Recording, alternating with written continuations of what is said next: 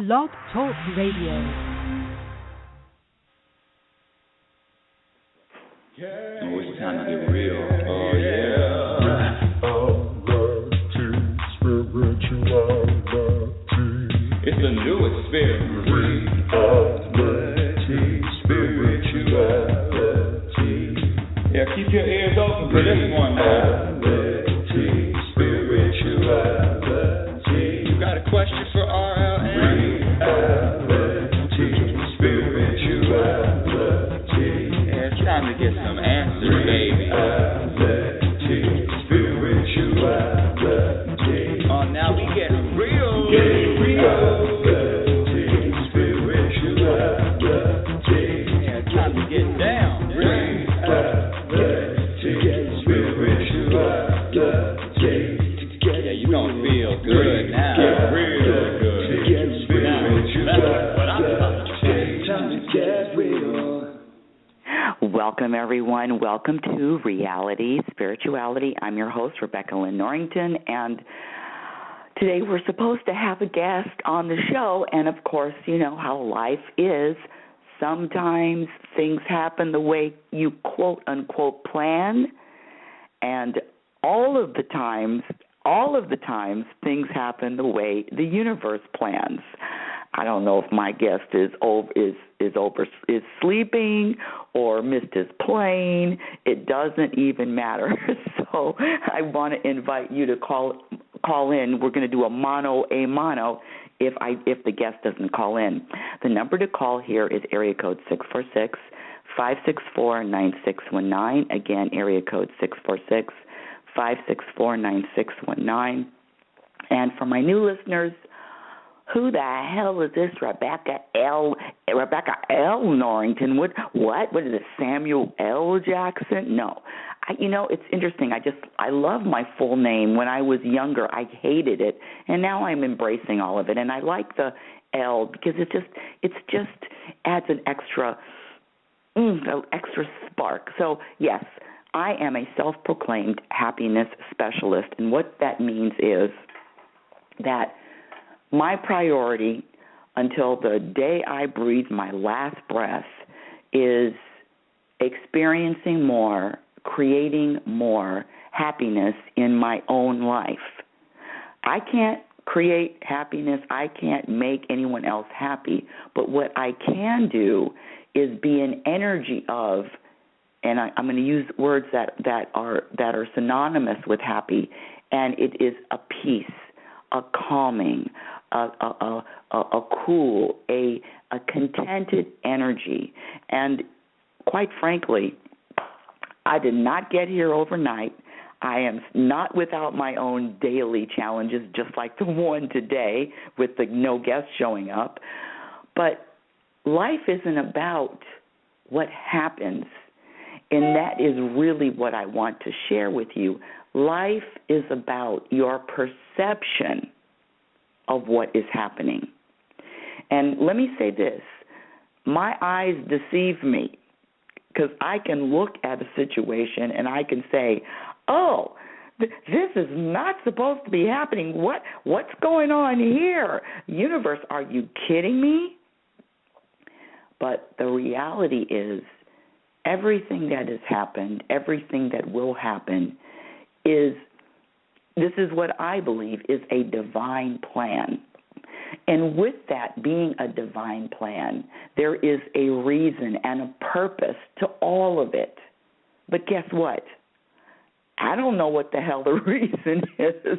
I don't know what the purpose is. Well, I do know the purpose. Let me tell you what the purpose for everything happening. The purpose is for my expansion, for my growth, for my evolution. That is the purpose. That is the purpose for what is going on. It's the expansion of the universe, and singularly me as an individual, and also you, because my dear audience, when you grow, when you change, when you make a decision, when you choose to be more conscious in your daily life, you actually are, when you're more conscious, the world is more conscious. So you don't really have to leave your house. I know I've said it a lot of times, but you don't have to leave your house to change the world.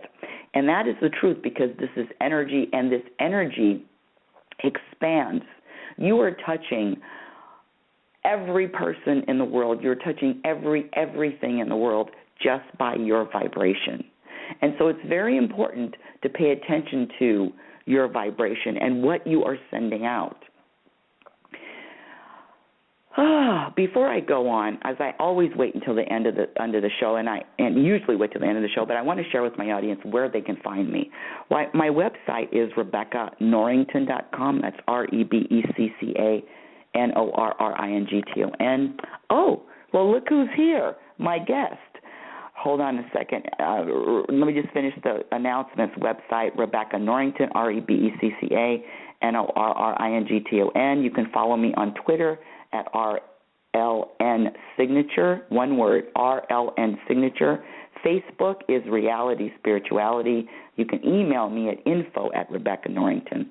Okay, well, since our guest decided to wake up, hold on and let me unmute my guest. Well, good morning, Mr. Sid Cartwright. Good morning. Were you sleeping through the show? Yep. Well, you know what's so funny? One of the things I was going to talk about, if you called in or you didn't call in, was just about having expectations, and how I don't care if I'm in my car and I'm driving. What's all that noise? No noise over here. No noise? No, I don't hear any noise. Hold on a second. Let me just see if it's coming on your end. Yeah, can you call in again one more time, please, Nathan? Sid, just call in again. I'll put you right on, okay? Because there's something wrong with the line. Okay, bye. Okay, bye. Okay, my dear audience, I don't know about you, but I heard something.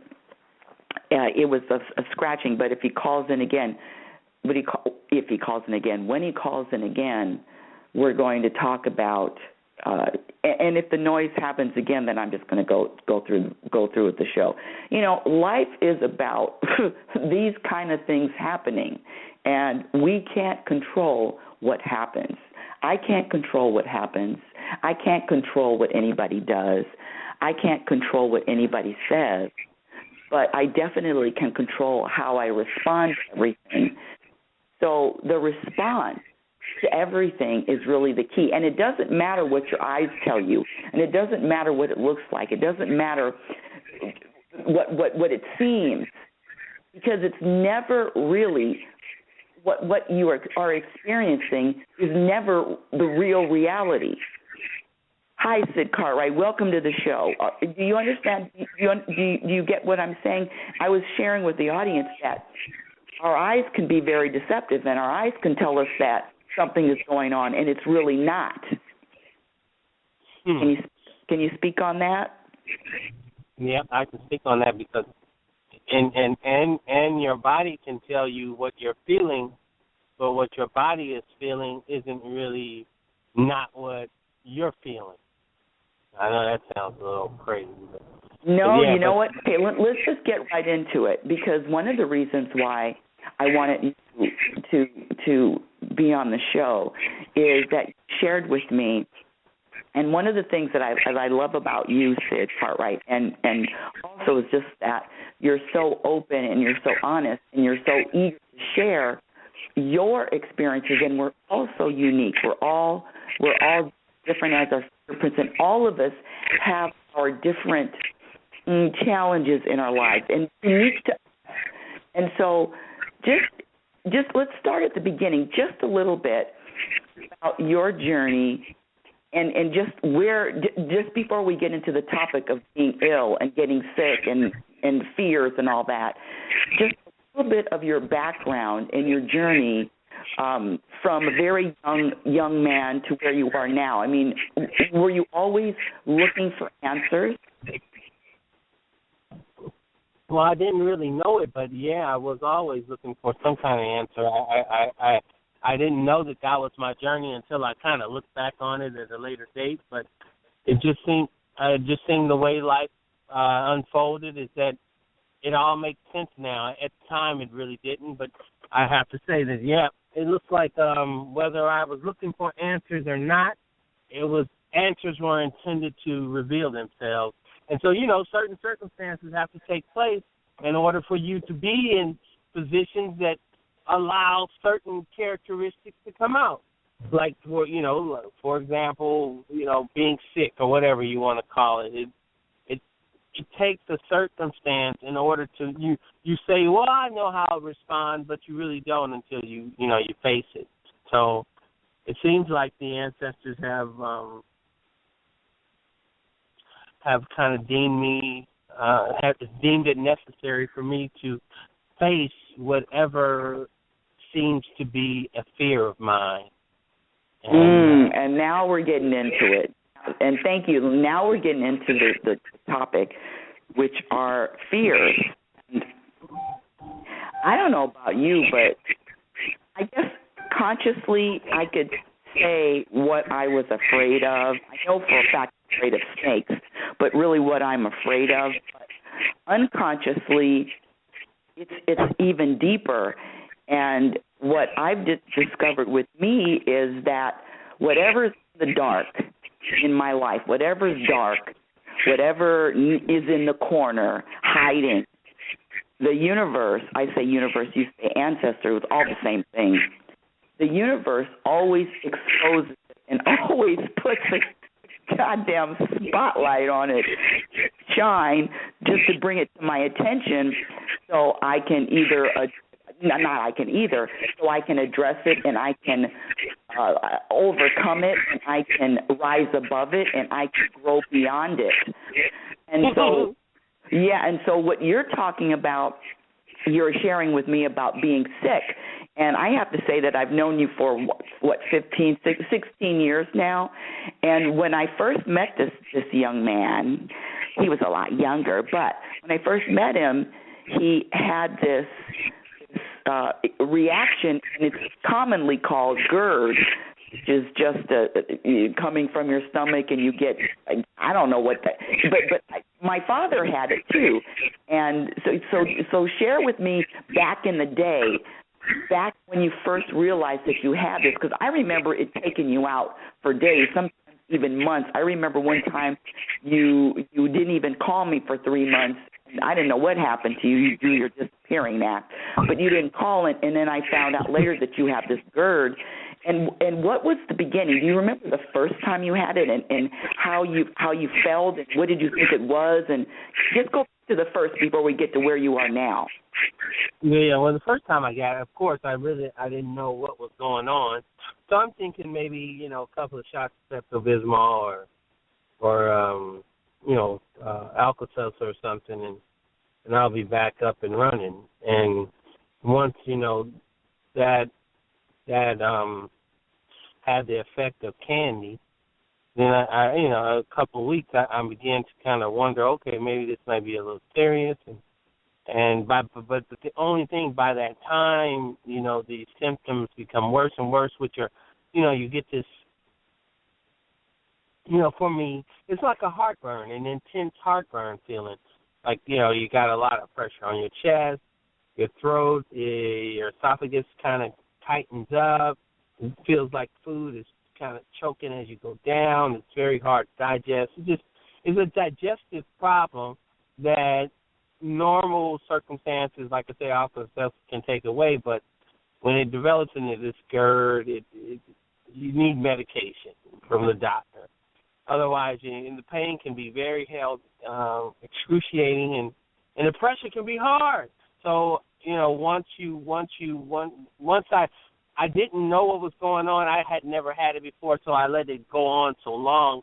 By the time I went to the doctor, symptoms were pretty severe, and so I know exactly how and I've had it maybe throughout my, after the first time I've gotten it, maybe at least, 2 to 3 other times, and now I think I have it now. And so one of my biggest fears was just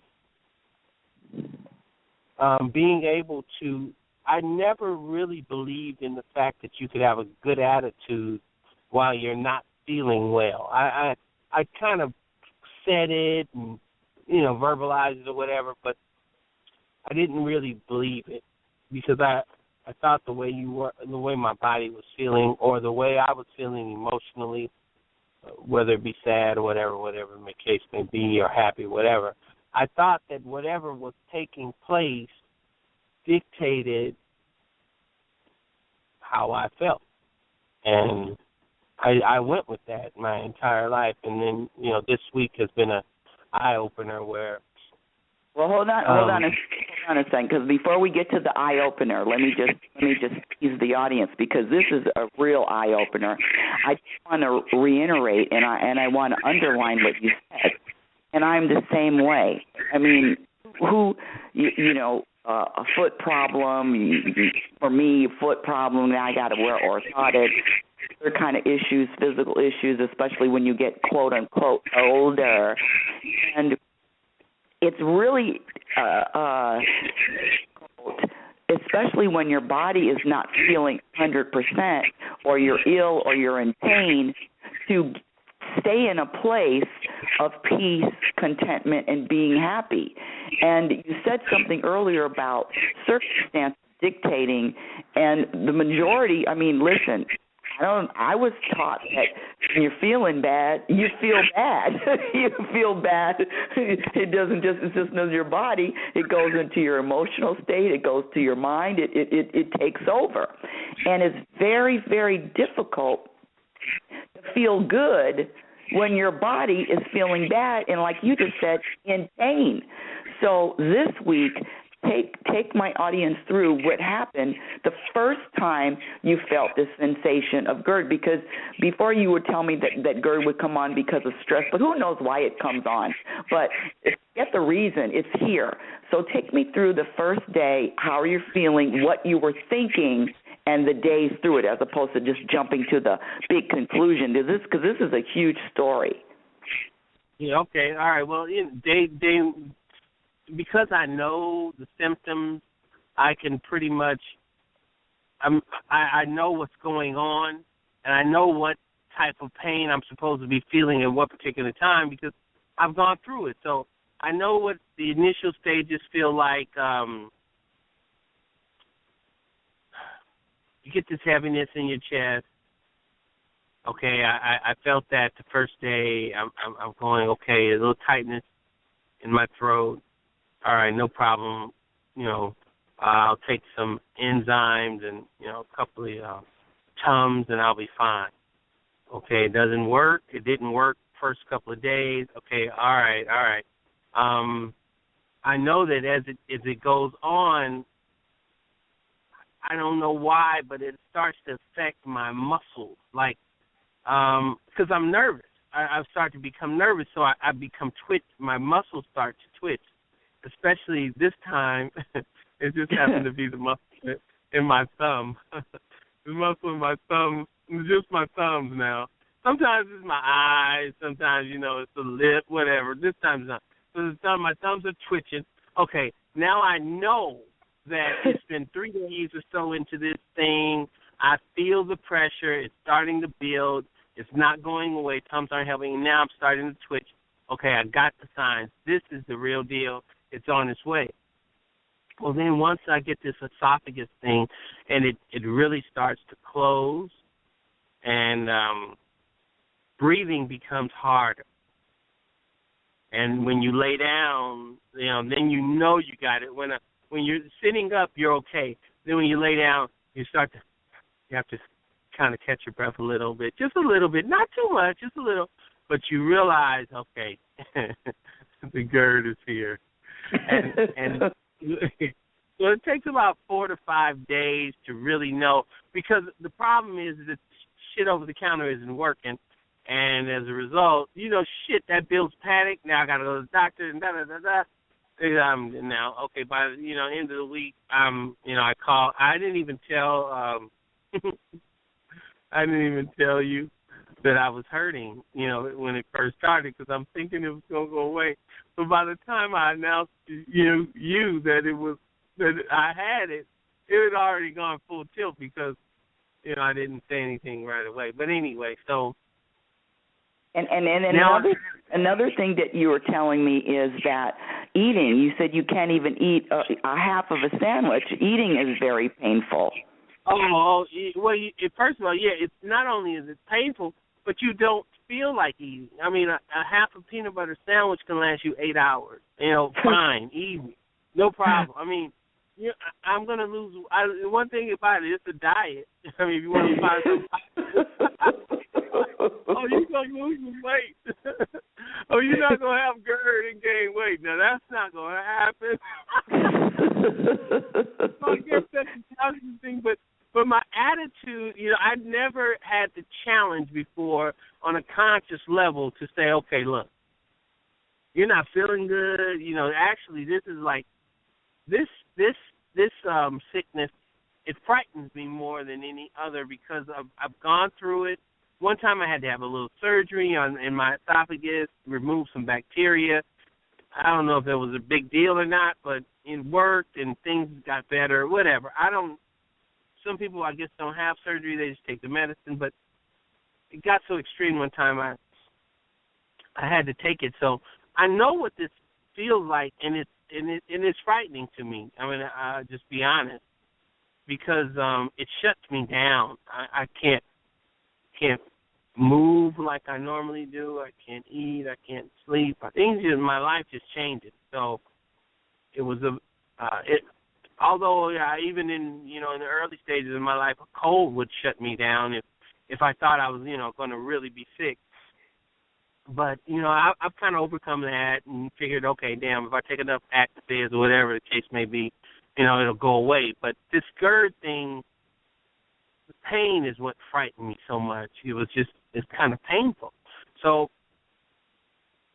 my challenge, from the ancestors, and I did not design it this way because I am not into challenges as anyone that knows me knows.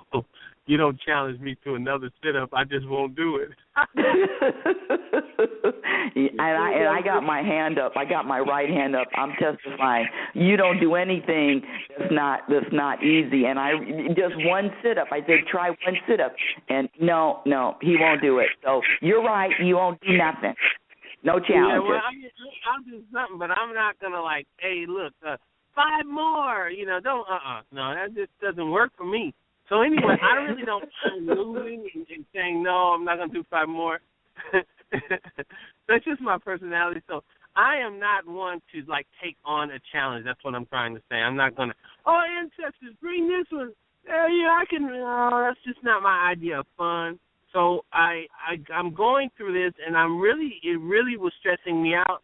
And finally, the ancestors are like, look, this is how, this is the pattern you've had in your life.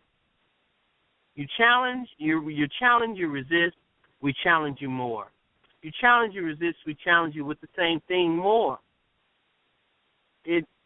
I'm realizing that things are repeating themselves because I'm resisting them, and then my resistance creates more of whatever it is. And so this illness this week, I was challenged to say, look, as much as possible, it can control everything, but not your attitude. Like you don't have an excuse to look for sympathy. You don't need to be mean to people. Short, because I'm not feeling well. That that's why I'll cut you off short or whatever. It alter my personality, my normal personality at all. I have to say that when I talked to you this week, and I believe it was on Friday, it had to be Friday, and you were just talking, and when you were telling me that you were in all this pain, I remember squinching my eyebrows together and thinking, what? Because you didn't sound like you were having any pain. You didn't sound like you were sick. You didn't sound like somebody with that energy of, oh, I'm sick. I mean, you sound normal. If anything, you sounded up. You sounded like you're having a really good day. Yeah. Well, it's real. It wasn't about, okay, try not to sound sick, try not to do this, try to sound happy. It's not even about that. It's the fact that I realize that I'm really in tune to this program, that my physical feelings, my emotional feelings, my attitude, and I had to buy into that. That's the problem. That was the issue, is buying into that spookism shit, where my attitude is controlled by my connection, and now that my true happiness, I'm on this journey I found, this particular journey this week. If I rely on how I'm feeling, if I rely on my emotional stability, if I rely on what's going on to dictate my happiness, then that is why my happiness comes and it goes, and it has highs and it has lows, and then it goes away sometimes, because I connected how I'm feeling and emotionally, physically, with how I'm feeling, with how strong my connection is with my source. And now that I've realized, look, man, it really doesn't matter what's going on. All those things are important, don't get me wrong. And yeah, I'm feeling pain, but that is not what dictates your attitude. And if you allow it to, I allowed it to all my damn life.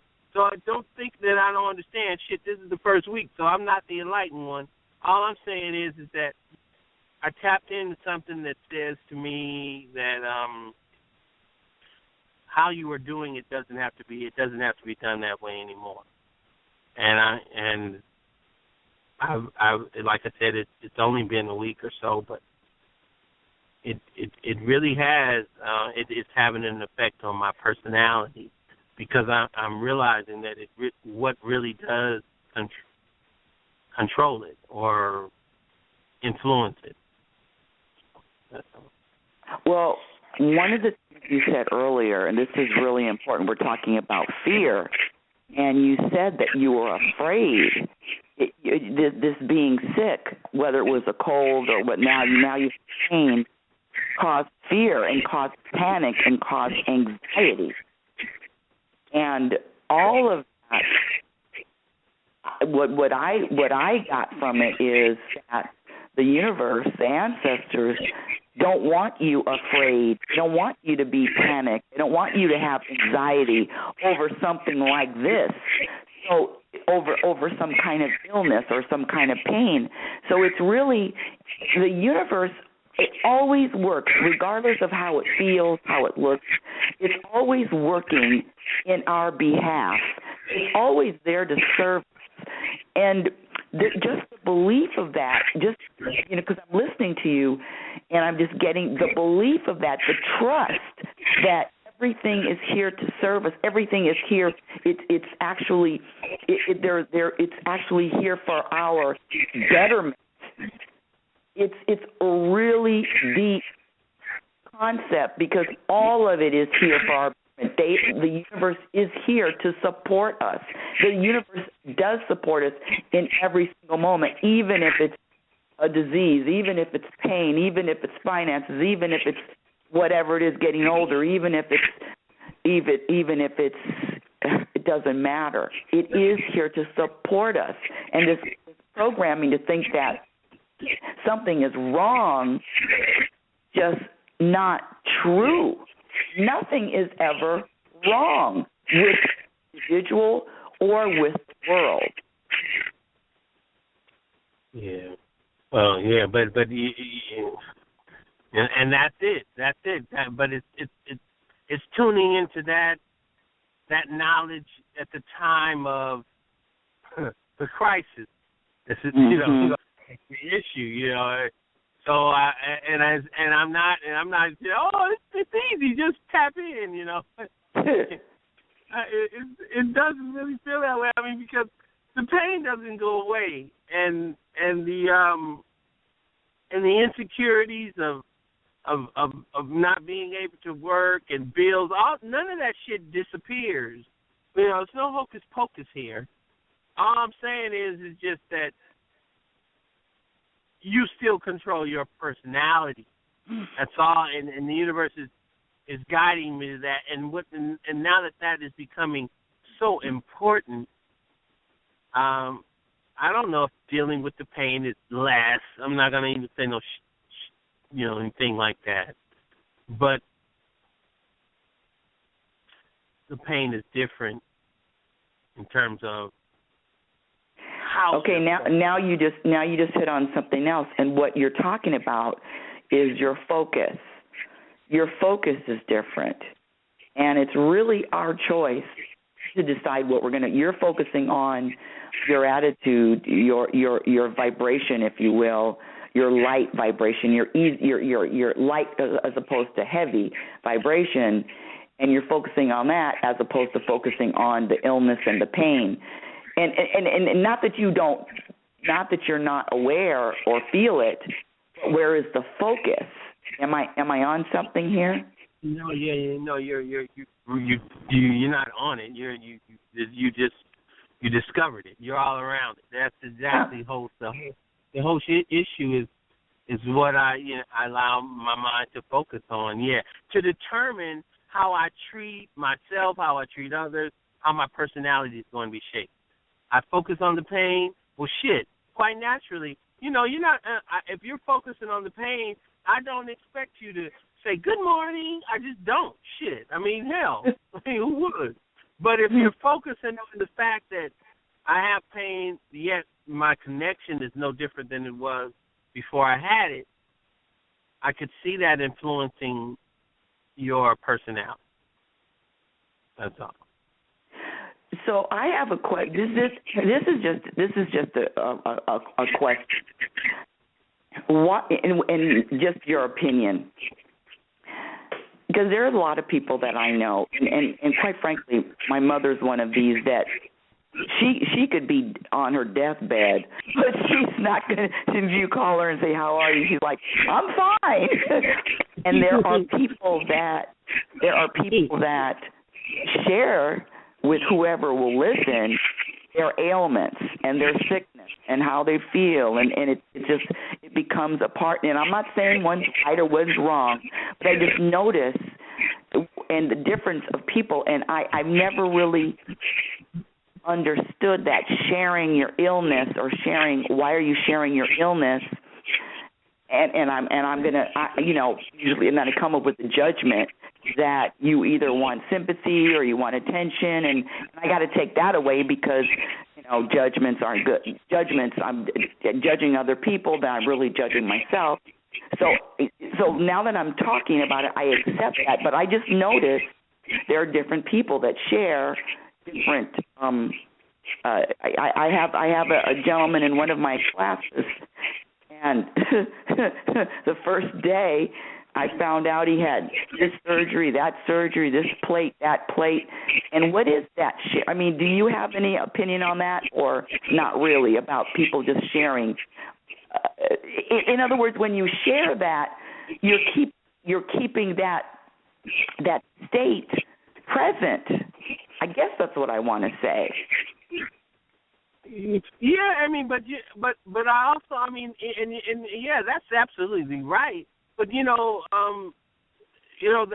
realize that there are some people that enjoy sharing that information. They, just like some people enjoy talking sports. And then a person who walks up doesn't understand sports or doesn't like sports. They're always talking about sports. Sports. And then there's some people that enjoy. I mean, I know there are some people that enjoy talking about illness. And the reason I know is because I was one of them. I enjoy talking about my illnesses. I did. I mean, it's sharing, especially after I got over some GERD or in the initial stages or something like that. Yeah, shit. It was a conversation that I found interesting. I'll just have to say, and I accept the people that find it interesting. Hell, and it's not that I'm here to encourage you or discourage you or anyone else or myself or whatever from talking about it. That's what you. But my issue is because shit. Some people find it fascinating. I'm telling you, man. They talk about they know a lot of stuff, and so they research and. Hell, you find yourself listening to, but all I'm saying is my issue is, hell, whether you talk about it or not, are we, at some point I think we get to the level where we can actually look at it and admit that although, there's a lot going on, that it's not a controlling force. You still hold the power to control your attitude. That's all I'm trying to get out of shit. If you want to talk about it. So let me just check myself because, I like to check myself right on. Hopefully nobody's listening to the show, which they're not listening to the show, but if they are not listening, let me just check myself because, I still have that looking at somebody else and why would they do that and making a judgment and kind of looking at them like, oh, boy, jeez, what's wrong with them? And the crazy thing is it's only because I'm not like that. They should be more like me. The way but you hit me. You hit me with some people like talking about sports. And that's right, though. So a light bulb just went on. And it's just what they like to do and what they enjoy doing. Just because I don't enjoy doing it or I don't want to do that doesn't mean that what they're doing is needs number one needs to be judged by me. Who the hell am I? And number two, hey, there's somebody to find somebody to talk to about anything. So thank you for helping me with that. Like you said, some people like to talk about, and that's true. Some people, listen, where I work, some people always talk about the cases that they're on, the legal cases all day, and I'm thinking, why are they talking about that? Who cares? Don't you know in 100 years it's not going to matter at all? So that's on me. Judgment closed. Well, I do it too. I do it the same. I mean, I find myself doing the same thing. It's just I know the principles of the universe. I don't always follow them. Shit. and so that is it. That's what this life is. When you know you have the foundation, and then you have the choices, and then you feel there's a certain way of feeling. When you follow it, you feel a certain way, and when you don't follow it, like you said, something about resisting. I mean, resisting to me is like trying to stop a tsunami. So you feel the difference, and then you get to another place where, okay, this is how this feels. This is how resistance feels. You know what? I'd rather not resist today. Let me just accept today, and let me just roll with this acceptance. So it sounds like that's exactly where you are. The acceptance, and then taking it further where that acceptance isn't influencing your personality or how you. I mean, listen, I'm talking about you. Everybody can hear your energy on this call. You sound like you're in tip-top shape, my brother. Tip-top shape. I've never been in tip-top shape in my entire life. Man, I'm in shape. Don't get me wrong. I'm physically fit to some extent, but I've never in my life been in tip-top condition. but you know what? I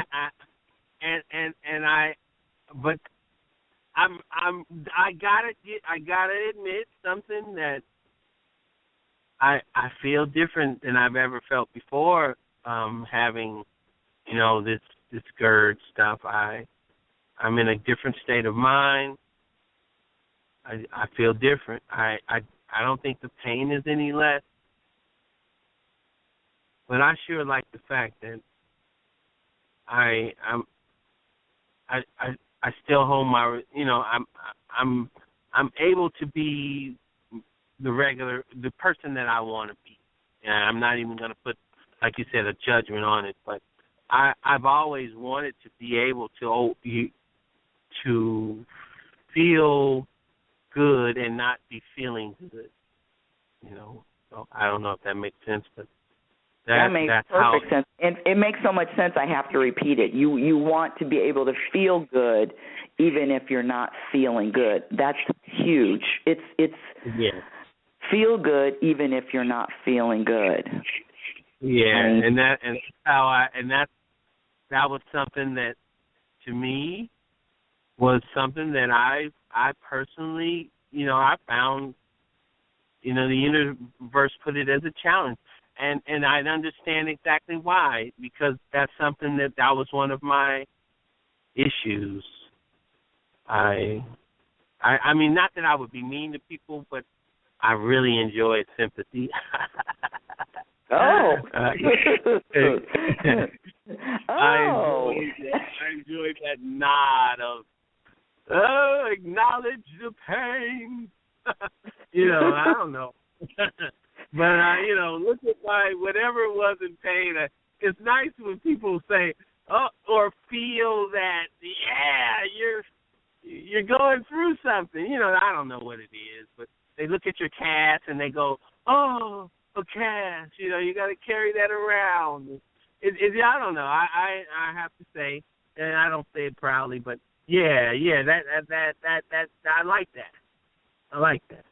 Mm-hmm. Oh, see, I'm only going to get honesty from you, which one of the things I love about you, and and that's the key. When you're honest, when you're really honest with yourself, and for me, admitting or accepting all the things, like I said, in the corners, in the dark, nobody who wants to put a spotlight on the shit that I'm not quote proud of.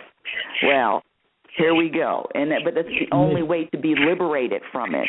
When things come into the light, that is only, in my opinion, the only way you can be liberated from it. You can't be liberated from it if it's still in the dark. No, I agree with you 100% on that. Although I like it, and it didn't bother me when it was in the dark. But that's what happens. It didn't bother you then. And so, like you said, things happen and they evolve and they happen at a perfect time. Like, because the show's almost up, but can I ask you or get your opinion on something that just happened this week? And it happened in the media. And this was I don't know, to me it was really a great topic. I'm thinking about putting it into my second book, which, Jesus Christ, writing another one, Program for Happiness. And what happened is, did you hear anything about Kanye West and Wiz Khalifa fighting over Twitter? Did you hear that? No, I mean. Yeah. See, that's one thing about Sid Carr, right? He cares less about people that are quote celebrities. But I'm aware of certain things that happen, and this really hit me. And it goes under the topic of being offended. Okay, so I don't really know with Khalifa, and they're not people that I follow. Music is fine, but I like other rappers. They're not my favorites. I wouldn't go to a Kanye concert or Wiz Khalifa concert. It's just they're just not my top favorite rappers. But anyway, I digress. So Wiz Khalifa and Kanye, I guess they're on each other's Twitter, and Wiz Khalifa said, "Oh, this is what happened." Kanye started it by saying he has a new album that's coming out. He's going to change. And he keeps changing the title of his album. And so he said, and so this one tweet, he says, "I'm changing the title of my album to Waves, Waves." And then Wiz Khalifa tweeted and said, "You can't use Waves because some other person is using it. Use something else." And then Kanye was offended by that, and he tweeted back to Wiz Khalifa. And then Wiz Khalifa said something about KK. Now, KK, right on the surface, sounds like Kim Kardashian, who Kanye West is married to. And Kanye West took the KK as Kim Kardashian, that Wiz Khalifa was slighting his wife. And Kanye went off.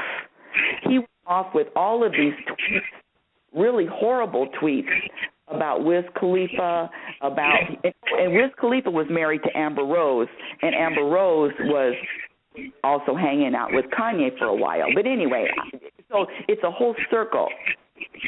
And so Wiz Khalifa Kanye started like 17 tweets about just insulting Wiz Khalifa, said that his child, the child that he had with Amber Rose, was really his child.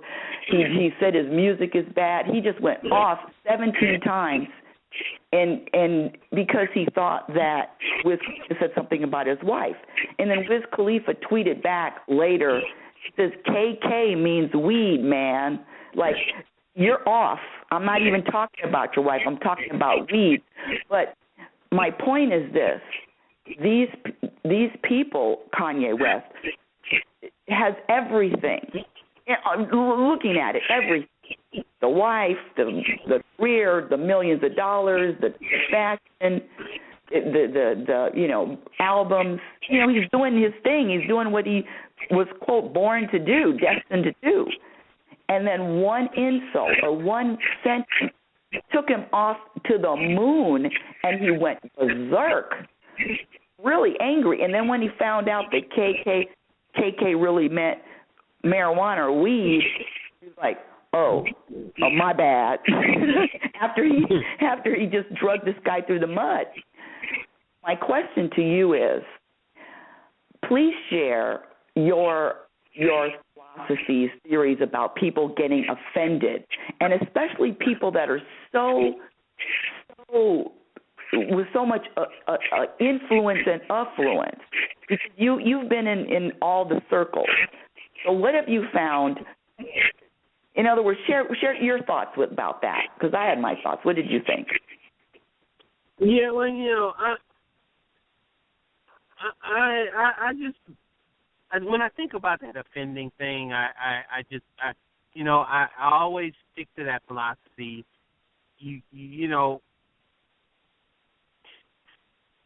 This is what I think. I think you should form an opinion of yourself, and then not allow. How do you do that? I think you should form an opinion of yourself, and don't put anyone else responsible other than the way you feel about yourself. What I'm trying to say is this. Someone calls you ugly. Hey, you ugly man. This is what I believe. It had to already have been your opinion in order for that person's words to affect you. I mean, that's what I believe. I believe that in my heart. And if it wasn't your opinion in the first place, then it feels like whenever someone says something ridiculous, like I told you a long time ago when I was in the 9th grade, I'm a dark person for the people in the radio. I'm very dark, so there was a joke going around. My name was Mr. Kingsford. Now, when I first heard this, Mr. Kingsford is a brand of a charcoal. I didn't know that. I mean, you should have known it. I didn't know it, okay? So I didn't. When they first called me, it didn't mean anything to me. I mean, it didn't. But once I found out that Mr. Kingsford charcoal, of course, I got a little and offended. What I'm saying is that I've got tons of examples of that. As long as I wasn't thinking it, and I didn't think that what the word was bad, for some reason it didn't affect me. So now I take it on a conscious level. I'm like, okay, listen, this is my opinion of Sid. Boom, boom, boom, boom, boom, boom, boom, boom, boom. And I'll self-examine myself to the high heavens. But I accept the things, I'm starting to accept the things that I, quote-unquote, didn't like about myself, just accepting all of me.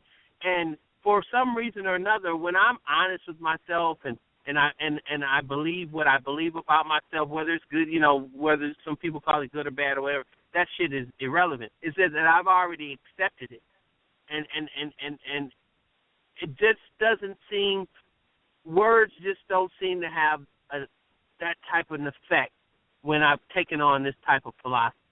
So I believe if you're offended, then someplace in your mind you believed whatever was said, or to some degree.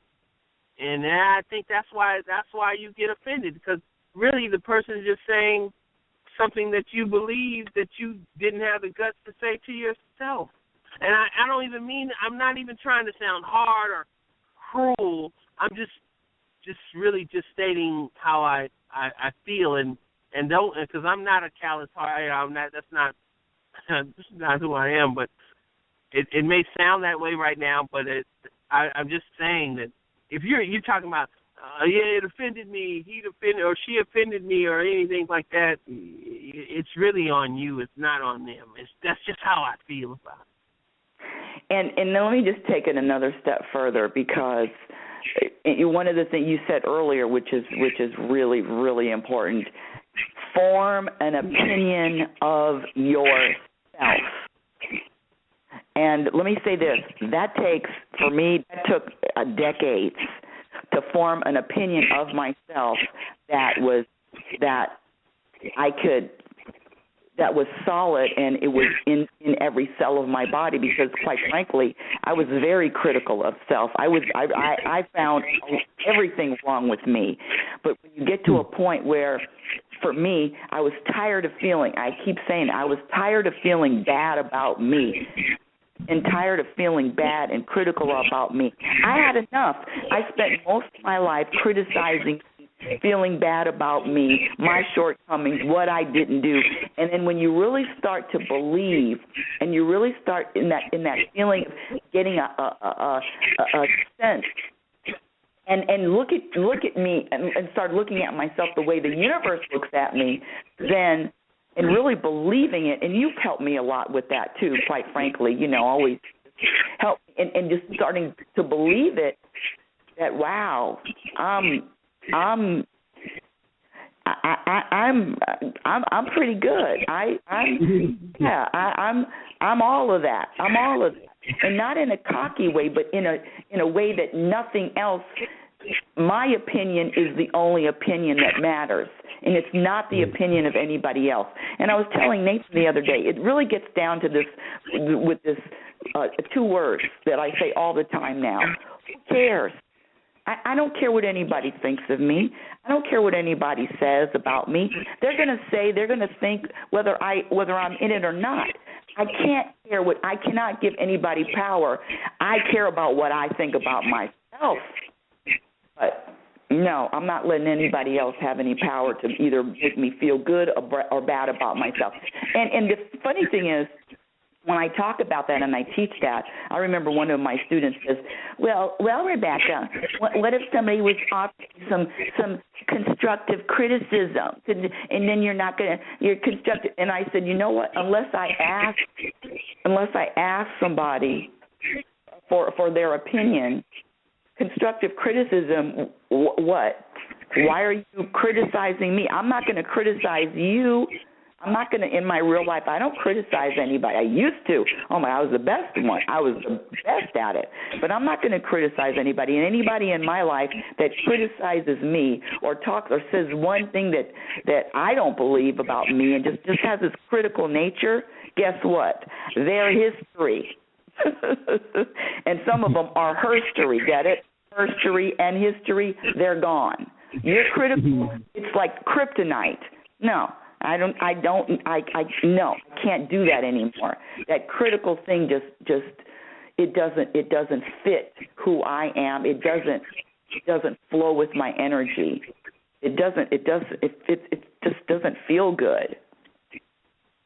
Yeah, well, and there's some people that I'm able to get to that are critical. I mean, I'm all for distance. I think that's the only thing that, conscious people are allowed to use as a quote-unquote weapon or whatever you want to call it.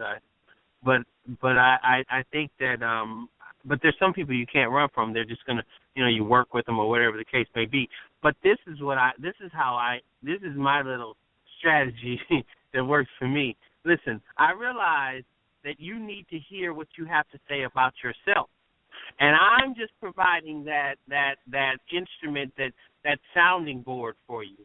So you need to hear you a stupid motherfucker, and you think you need to say it to me, but I understand. In my mind, the way it works, you need to hear it yourself. And the only way you hear it yourself is you have to have me as a sounding board, and then I'll provide that service so you could hear exactly what you think about yourself.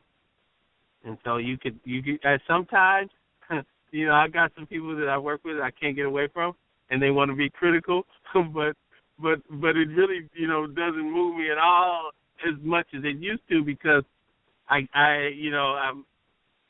provide a service, and that's a sounding board, so that you could hear that you are a stupid motherfucker. And you can't tell that to yourself. You can't go to the mirror and say it. And so I'm your mirror. You know what? See, now that's what they call the cherry on the ice cream. The cherry on the sundae. The cherry on the sundae. That was perfect. And you're right. Realize that this critical stuff from these other people. Realize that it's really they're really talking about themselves. And when you really get that, and thank you for reminding me that point. When you get that, it doesn't matter what anybody else says. It really doesn't. Yeah, and but I tell you, it's a journey. It truly is. But sweetie, I'm getting ready to shut it down. I'm shutting it down too, and but stay close because I'm going on I just have to ask you one question. Stay close. Thank you for being on the show, Sid Cartwright. Thank you so much. Thank you, sweetie pie. Thank you. Love you. Okay. Okay, so that's all the time we had today's show. Thank you for listening. Next week we have Coach.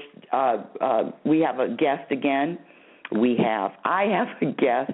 It's going to be a fabulous show. This read the description of the show next week. And this gentleman has been on Oprah, and he's an inspirational speaker all over the world. Now I'm trying to remember his name. Isn't that funny?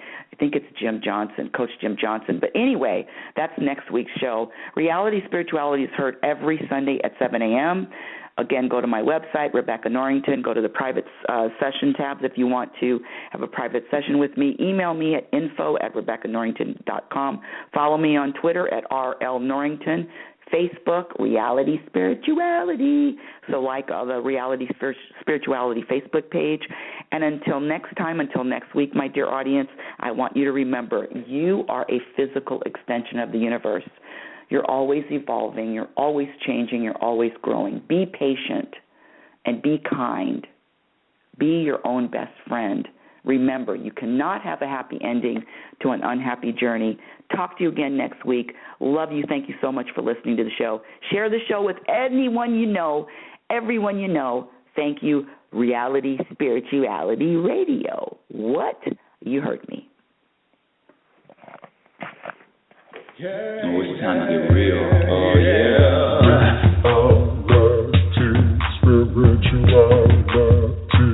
It's the new experience. Reality Spirituality. Yeah, keep your ears open for this one now. Reality Spirituality. You got a question for RLN? Reality Spirituality. Yeah, it's time to get some answers, baby.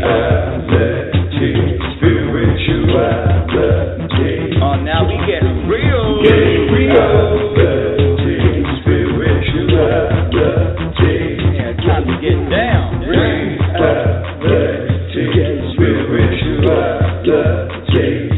You don't feel good now. Get real good. Now,